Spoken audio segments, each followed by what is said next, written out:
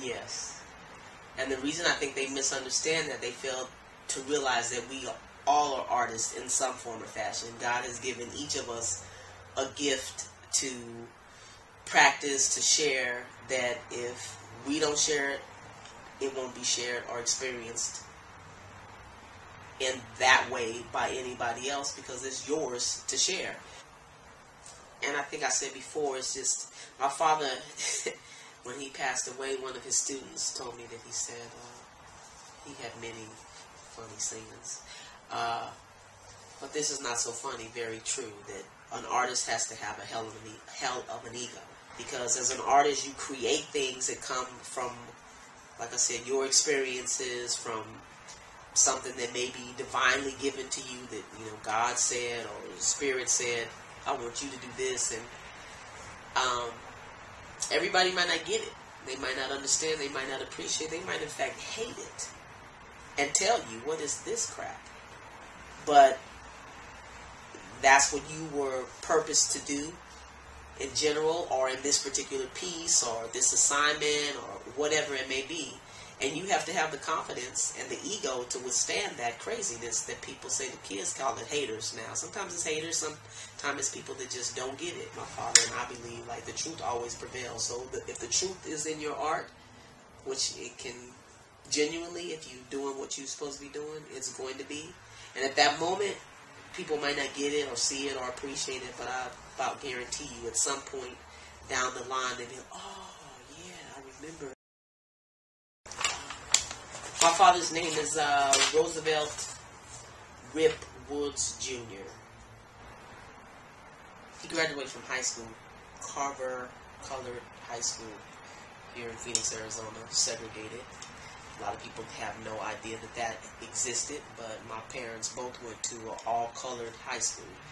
That's what it was called, because they couldn't go to school with them, other than the colored kids. And my father was introduced to a gentleman, Dr. Eugene Grigsby, who was the art instructor at that school. And the school's incredible. They had, you know, they hired people, they sought out some of the best in whatever craft or area of learning throughout the United States. It was people that came here from all over, and the people really had a passion for making sure that the young black kids had the best opportunities and equipped with the most knowledge and tools to do what it is they needed to do, because it's, you know, civil rights. Who knew how things would really turn out, and knowing that, hey, we as African Americans had to have more than the average just to get the median. So my father was introduced and just excelled. At that point, I think he'd always dabbled, but Dr. Grigsby was a serious influence, and so he kind of took him under his wings, and they remained friends and colleagues. And my father, and he taught at Arizona State University. The African American artists in this community are kind of a hidden treasure.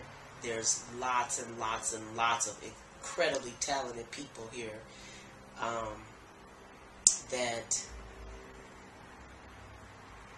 too many people don't know about, or we're not together in a collective way to make the impact that we as African Americans doing art could.